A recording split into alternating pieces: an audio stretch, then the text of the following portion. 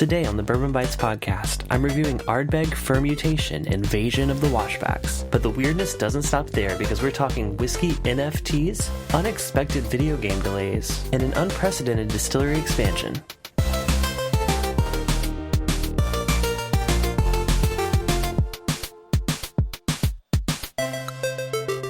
Hello everyone and welcome to the Bourbon Bites podcast. I'm your host Clifton, and like I said in the intro, there's a lot of weirdness happening in this episode, so buckle up because it's going to be a weird ride. We're kicking it off with a review of a whiskey I've been dying to get my hands on, and it was all made possible, again, to our friend Swan. I've been mentioning him a lot lately. He's provided so many samples and bottles for the show, huge supporter of it and patron of the show, so thank you again, Swan, for this bottle. This, my friends, is Ardbeg Fermutation Committee Release. So I actually talked about this on a previous episode of the podcast when the news of it came out. Didn't think I'd get my hands on a bottle, but lo and behold, this sat on the shelves somewhere in Michigan, I think, where Swan saw it. And he's like, hey, do you want this? I'm like, absolutely. Especially because they had honestly mislabeled the price. It was about $100 cheaper than it should have been, or at least $50 or $60 cheaper. So it was an amazing deal. So I had to snatch it up. But quick recap of this bottle. It is a 13-year Ardbeg. According to the bottle, it says, back in 2007, the Ardbeg distillery was about to face one of its greatest challenges. A broken boiler threatened the very existence of 6 washbacks full of precious liquid. Nothing could stop them from fermenting past the point of no return. The distillery folk threw off the washback lids, hoping for a miracle, and a miracle they received. An invasion was taking place. Millions of tiny beings were descending from the skies and landing in the washbacks. The longest fermutation in Ardbeg's history had begun, transforming the liquid into the sharpest, zingiest, and wildest Ardbeg ever. Unbelievable, but true. So, maybe a bit of an exaggeration, but yeah, they had a problem with the fermenting tanks, so they actually let it air ferment, so they opened it up and, it was exposed to the air for 3 weeks long, the longest fermentation period in Ardbeg's history. Normally, just for reference, is about a 72-hour process, but this time it was a full 3 weeks exposed to the elements. Now, this whiskey comes in at 98.8 proof, 49.4% ABV. And it's non-chill filtered, like I said, 13 years old, which is relatively old for Ardbeg. MSRP on this bottle is like $200. Again, our friend Swan was able to get it for like $100. Definitely don't tell me the odds of that, but I'm very glad to have a chance to try it. So let's go and get that poured and see what's so weird about fermutation. Now, color-wise, this is pretty light. I mean, typical of Ardbeg, even at a higher age. The cask they used on this, I think there's some info here about it. It says matured in both first fill and refill bourbon casks. So it's surprisingly light in color. Got a little bit of like a honey kind of golden hue to it. Let's go ahead and give it a nose. Okay, so it's not as big and bold and feisty as Ardbeg usually presents itself. You can definitely tell it's peated, for sure, but there's like a bit of like a orange peel kind of note on it, which is something I don't typically get for peated scotch. Yeah, it's got a lot of like sweet elements, sweet fruity elements, almost smells like a cocktail. The smokiness isn't necessarily presenting itself in such a like meaty kind of way that Ardbeg usually does for me. I'm getting like the whiff of that, the iodine, maybe a little bit more of like it kind of reminds me of like a Lagavulin, like with the sweetness and the like the ocean air. And I mean, like we said, this is exposed to the Islay air for 3 weeks. So it's really taking in a lot of those, elements. Yeah, a little bit like smoky, ashy a bit, but man, I'm so surprised by that fruitiness. I can't wait to try this. So let's go and do it. Cheers, guys. Wow. Also very, I guess soft is the word to put it, but so much lighter and milder than any Ardbeg I've had before. And honestly, it leads with like a sort of earthiness, there's still that like the saltiness for sure, brininess, but there's almost like a kind of like mossy, earthy quality there. Not necessarily like dirt or mulch or anything like that. Usually I associate those with bad notes on whiskey, in my personal opinion. This isn't any of that, though. It's more of like the forest floor, like a bit of that like mossiness. That's kind of what I'm getting on first sip. The peat is so toned down. I don't think I was expecting that. I do know, as peated scotch typically gets older, the peat intensity kind of mellows out a bit. But this is another level. I mean, it's definitely there. There's no denying this is a peated Islay whiskey. But the way it's so like chill and mellow and blending with this earthiness. I mean, there's a little bit, I still get a little of the fruitiness, not nearly as much as on the nose, but there's a lot of vanilla there. There's a lot of interesting flavors that are kind of hitting my palate at different points. It's kind of like a journey of a whiskey. It's not just like, a certain thing up front and a certain thing on the finish. I mean, the more I think about this, the more intricacies I can pull out of it. And when you're breathing in and taking a bit of another smell of it as you're, taking a sip, what I was interpreting as orange is almost going a little bit like lime as well. It's definitely cocktail forward. I mean, lime isn't something I traditionally would use with a bourbon cocktail, but it has kind of like a hint of that like zest, whether it's, orange or lime. There's some kind of citrus zest on the nose that's just lingering over this whiskey. And the more I enjoy it, the more I'm finding, the familiar Ardbeg kind of level of peatiness. I usually say Ardbeg to me is like a meaty peat. There's a bit of that, but it's still very salty. It's like salt forward. But I mean, I think the real hitter on this is the nose. The nose on this is one of the best noses I've ever gotten on a peated whiskey. Mouthfeel wise, it's a little thin, and finish, it's a little short, but wow, what an interesting expression of Ardbeg. I've had nothing like it before. So in my book, this is another winner. I think Ardbeg, these committee releases are always so different and unexpected, especially this one. This would hold a great spot in anyone's Ardbeg collection. I definitely think I prefer, Scorch from last year even better. That was one of my favorite Ardbegs. I've had a few other ones that I've tried with my friend Aaron. Check out my YouTube channel. I did a whole Ardbeg LE stream. So much fun. I probably tried some, nicer ones there. We tried Supernova, as well as a few older releases. But this, though, not quite on level of those or Scorch, but really interesting and unique, and definitely a cool bottle. I mean, I love the alien imagery on it. I think it's well worth their money for $200. I gotta say, yeah, to me, that's a little bit higher than I usually spend on any whiskey. So if I've already tried it, probably won't pick up a second bottle for that price. But if you're very curious about it and you are a bit of an Ardbeg enthusiast, then this is definitely one to keep your eye on and definitely try. So while we're on the topic of Ardbeg, let's get into our first news story, which is the first single malt whiskey NFT. If you're not familiar with NFTs, join the club because I'm still kind of trying to figure them out. But it stands for non-fungible token. It's basically like a digital item. Usually it's like artwork or some kind of like singular individual expression of art that's only owned by one person. It's authenticated as you own this, and people buy and sell and trade them. That's the layman's explanation, just based on what I know about it. But this Ardbeg expression is called Ardbeg Fermutation. I know I'm mispronouncing that. It's FON and then FHOID, and the O has like a accent above it. I don't know what it's called. Again, I'm sorry, I'm from South Carolina. We don't have those accents. But it's actually the Scottish Gaelic term for under the turf. So this whiskey is super interesting. It was actually buried in a peat bog for nearly 3 years. So this was 2 different casks that were aged in second fill bourbon casks. They were buried in a peat bog for 2 years and 10 months near the distillery. It's bottled at 45.5% ABV, and it will be priced at 1 Ethereum, which at the time of this article that I'm reading talking about it is roughly $3,100. So that obviously fluctuates with cryptocurrency. Again, something I'm vaguely familiar with. I've had some experience with trading it, but it's not really something I consider myself, proficient in. Now, they say that the time spent underground is said to give the whiskey a earthy, mossy, and herbal flavor, which is actually really interesting. I'm reading this after I just did this review of Fermutation, and that's kind of how I described that one, so I'm wondering how similar these two actually are. Of course, that one's only been aged for 2 years and 10 months, at least in the bog. It may have been aged more before that, but the Fermutation was 13 years. There's definitely some age going for this one, and definitely a lot cheaper. Honestly, if this were released any earlier in the month, I would probably assume it's a April Fool's joke, just because the idea of an NFT whiskey makes very little sense. But it says limited to 456 bottles, which were available to purchase on blockbar.com. And that was actually available starting April 19th, so missed that one. I don't know if they have any more left. Let's log in just to see. It actually looks like they may still be available. The price is 1 Ethereum, which as of today is only $2,900, so a bit of a discount if you wait a little. It says it's live. You can join the lobby to purchase it. I don't know how many of them are left at this time, but there is an address for the proof of ownership. So I guess it's not necessarily that it is an NFT.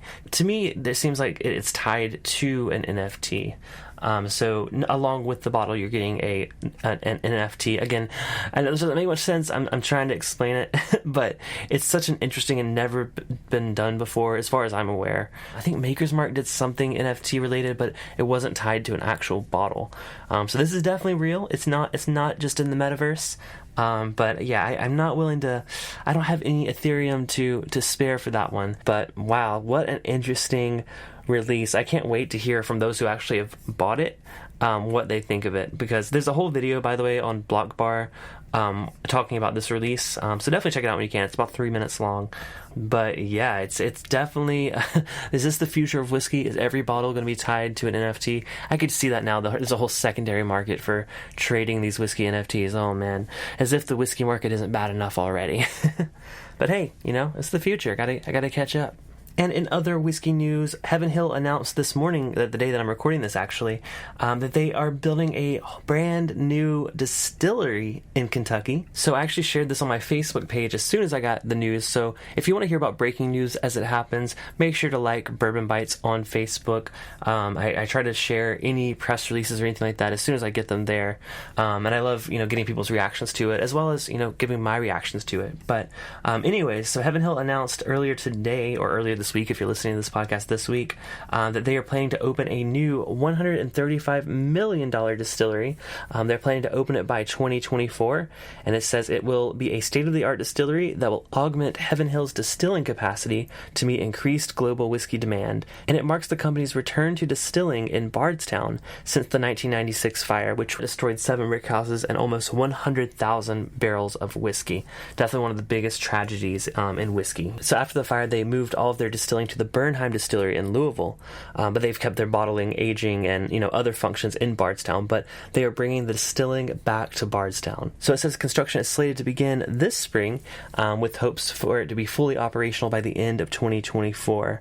They're expecting to be able to put out 150,000 barrels a year, with the capacity to ramp up to 450,000 barrels over time. So definitely is going to be a huge jump in production and output from Heaven Hill, which, as a Heaven Hill fan, that makes me very, very excited. Now, they say they will continue to operate their Bernheim distillery in Louisville in the meantime, as well as once that one's up and running.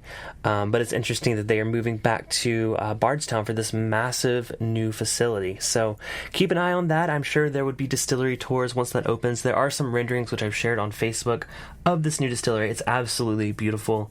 It's just definitely an iconic looking Kentucky bourbon or American whiskey distillery. So check it out on Facebook if you haven't already, and make sure to leave me a like on Facebook. I'm so close to 1,000 likes on the page, so if we could hit over that number from this podcast, that would be really cool. All right, that does it for most of the whiskey news. I'm sure there's other bottles that I will cover in coming weeks, but I want to talk a little bit of some unfortunate video game news. Honestly, it's all bad news, but I feel like it's things you need to know. So first of all, sort of video game, the Super Mario Bros. Movie that was very, very anticipated. We saw a little bit of press for that one. That was actually delayed it was supposed to come out this December. It was delayed until April 2023. And it's interesting because the creator of Mario was the one that made this announcement on the Nintendo Twitter account. And they say that, they've consulted with their partners at Illumination, and they say that they're moving the global release back to the spring. They say it'll be well worth the wait. So no one really knows exactly why. People think maybe they're just, it wasn't ready. They were going to give it some more time, some more love. At least we still have a date, in mind. It's not like they just perpetually delayed it to some unknown future date. But it's really sad because I'm really looking forward to that one. I can't wait. It'll be Nintendo's first entry into the feature film space. I'm really curious to see how they do, and hopefully they do well. Speaking of delays, another disappointing delay that was announced earlier this week was the Breath of the Wild sequel was delayed until spring 2023 as well. Now, they had promised this would come in 2022. They gave it a new spring 2023 release window. So they basically released an apology, and they went on to say that the adventure in the sequel will take place not just on the ground, as in the previous game, but also in the skies above. However, the expanded world goes beyond that, and there will be an even wider variety of features you can enjoy, including new encounters and new gameplay elements. and they said that the delay was necessary to make sure the game's experience is something special for players, which, again, it's Nintendo. They tend to put a lot of love and care and craft into their video games. I'm sure this will also be worth the wait. It's just, we thought we were getting these things in 2022. It just sounds like we're going to have to wait a little bit longer. But hey, as long as they're good, I'd rather them wait versus release something that's not quite as good as it can be. So, if they need a few more months to put those finishing touches on it, I give them permission as a random Nintendo fan. And in other bad news, there are two companies that are both delisting their games from digital stores as well as shutting down online services from other games. So Sega actually announced earlier this week that they are taking out all of the classic Sonic games from digital stores. So this will no longer be available on Nintendo Switch Online. It'll no longer be available on, wherever you get your digital games. Now, the reason they're doing this is because they're putting out a new Sonic Origins collection that is coming out on June 30th. They're actually removing these games a full, over a month before the new game even is out. So May 20th is the last day, the day that they're pulling these from the stores. Now, if you've already purchased these, of course, you still get access to them, but you will not be able to purchase it between that time and the release of the new game. There is a couple of exceptions. The Sega Ages version of Sonic 1 and 2 for Switch will remain playable, as well as Sonic 2 on the Sega Genesis library for Nintendo Switch Online expansion pack. So those will stay in place, but wherever else you get your Sonic games, make sure to buy them now if you want the classic ones. And it's really interesting because this is a very familiar move, right? Didn't Rockstar just do something very, very similar with the classic Grand Theft Auto games? Before that release, they pulled it from online stores. People couldn't buy the old versions, and let's just say the initial release of the definitive edition of Grand Theft Auto Trilogy was not very good. I mean, they were buggy, they were glitchy, and people were really upset about the change in art style. So people wanted the classic games, but guess what? Rockstar pulled them, and you could no longer access the old games. So, and that got a ton of bad PR, man. People were angry, people were upset, people were review bombing the new games. So it seems really, really weird that Sega would pull a move like this after such bad publicity from Rockstar doing basically the same thing. So let's hope for the best for them. Maybe it's just because they are going to update all these and they're going to still be great games. They're just going to make it easier for you to get access to, or they're going to kind of screw over the consumer that just may want one or two of the older games. I don't know. We'll have to see how it plays out, but not a good look for them.